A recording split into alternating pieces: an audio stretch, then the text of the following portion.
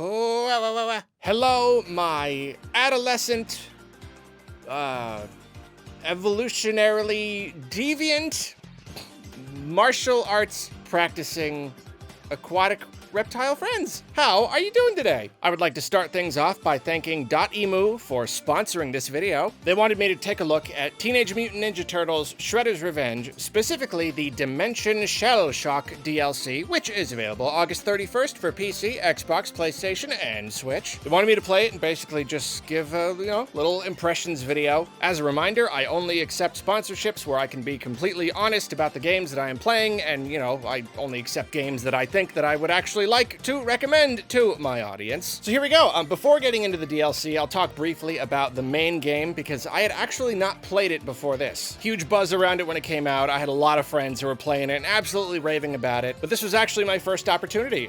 So yeah, jumping in, it probably goes without saying that this is a very big blast from the past. For me, it's for two particular reasons. One, I was big into Teenage Mutant Ninja Turtles when I was a kid, but I've not really exposed myself to a lot of the media since then. It's kind of, for whatever reason, there's a lot of stuff that I carried with me from kidhood, but for some reason, Turtles. I just haven't really gotten around to take in any other turtle media, so this is kind of a real decades-long return for me. And similarly, this is a classic arcade-style beat-em-up, and that's the sort of game that, again, I played a lot when I was a kid. I'm a 90s kid, so I spent a lot of time in arcades and played a lot of these games, but I really just haven't played a lot of them since then. So yeah, booting up the game, it's immediately nostalgic. Most obviously, you have the pixel art, which is absolutely beautiful. The characters are, they're wonderfully expressive. The environments are really beautiful. Everything looks terrific. But it's not just the art, it's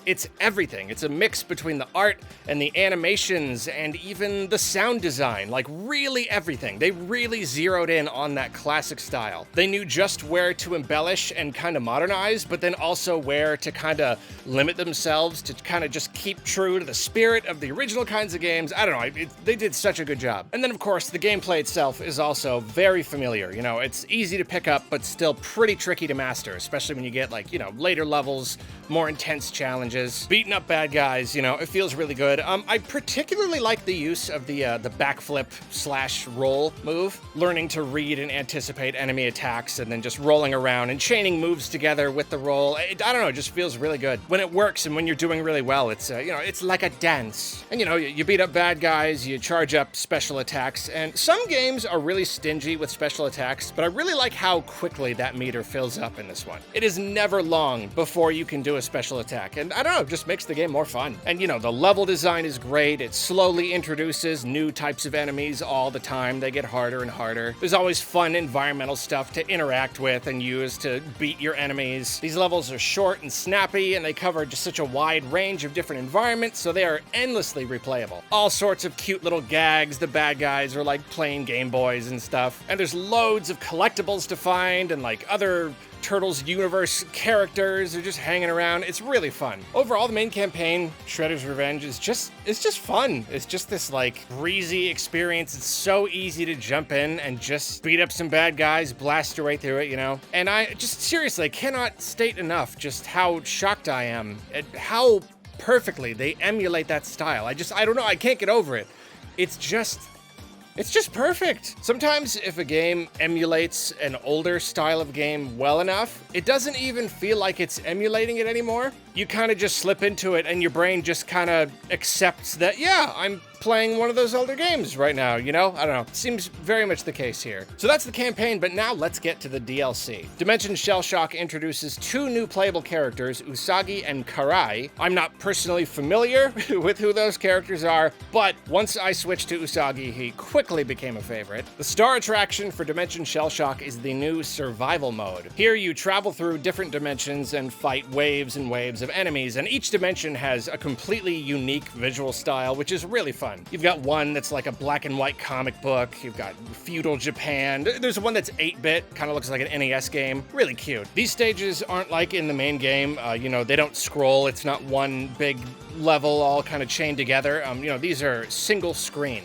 Each wave gives you one little arena to fight in, but there are lots of elements of these different styles that kind of change from wave to wave. The background elements are always changing up, and just they manage to pack so much just visual details and just like fun, stylish silliness into each place. Like within each dimension, there's a lot of different stuff to look at, and it's always fun. So within each dimension, you fight multiple waves of enemies, and you collect these little crystals, and when you get enough of these little crystals, they form into one big crystal, and once you collect a big crystal, then you're moved to the next dimension. And that is, of course, when the challenge increases, and being a survival mode, if you die at any point, then, you know, it's game over. You gotta start over. As many people will know, I am not normally into this kind of thing, the roguelike, the roguelite, you know, but there are things that can keep me playing this kind of thing multiple times, and this has a lot of them. Each wave is nice and short. They never drag on too long. So things are always changing, and of course it's pretty randomized, so you're getting lots and lots of different enemies to fight. Best thing is though, every single wave, every single one you clear, at the end you get a choice between two rewards. So like it's already nice to be rewarded that frequently, but then like getting to choose kind of like how you're building out your temporary character in a way. It's a lot of fun, and you know, sometimes your choices are just a big bunch of crystals to help push you through the dimension faster, or refilling your health, or a temporary power-up. Some of these are temporary perks that last for a few waves that augment how much power you do or damage you give or take. And my favorites let you temporarily play as bad guys. It's super cool. I mean, you get to play as Shredder or Bebop, and they're like super strong. Bebop just punches everybody. He can't really do anything except just punch, but he's super strong. It's really fun, really helps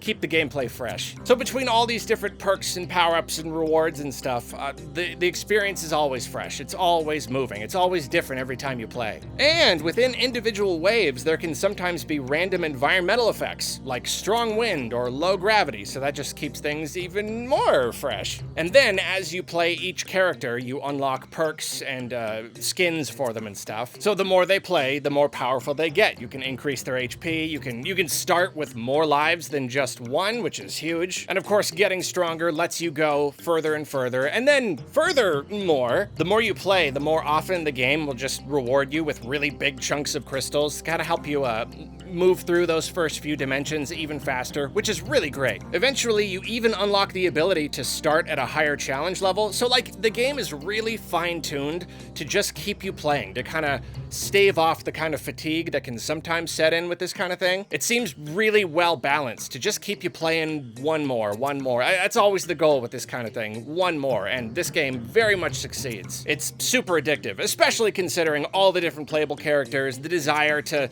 beef them all up, and all that stuff. It's great, and you know, like the base game is already super duper replayable, but this takes it to another level, you know? In any game, if I'm enjoying the gameplay, then I love extra modes that just kind of give you an excuse to just play more, gives you just more to do, and that's exactly what Dimension Shellshock is. It takes that fun gameplay of the main campaign and just gives you something else to do with it, something else that you can potentially play for hours and hours. It just adds such a tremendous amount of bang for your buck, and if you're the kind of person that likes to chase a high score, you want to climb up the leaderboards, then you can basically play it forever.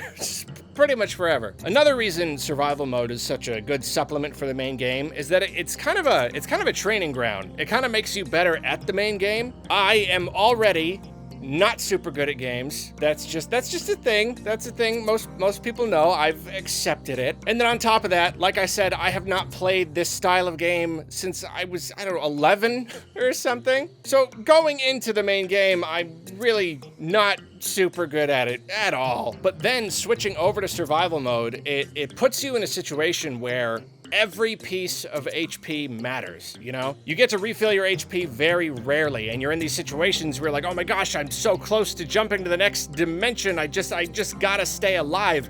It puts the pressure on, and it kind of forces you to get better. Being in these situations where you're literally one hit away from dying and having to start over, you just want to move forward, so yeah, it's the pressure. It's perfect. It's kind of just exactly what I need. Kind of have to get better. And yeah, that just made me a better player. So when I switched back over to the main game, I'm like, hey, this is a lot easier. It's nice. Especially because since survival mode uses enemies from the main game, that just gives you more of a chance to learn them. Like, you're even fighting some of the bosses. You fight multiple bosses at once. It's perfect practice, and like I said, it's a perfect supplement. It's the kind of thing you jump back and forth between both modes. They complement each other so well. Basically, if you like the base game, it is really hard for me to imagine that you would not eat this survival mode right up. The main game is already such a labor of love. It feels so just like fun. It's got this energy. It feels just so authentic, you know, so crystal clearly made by people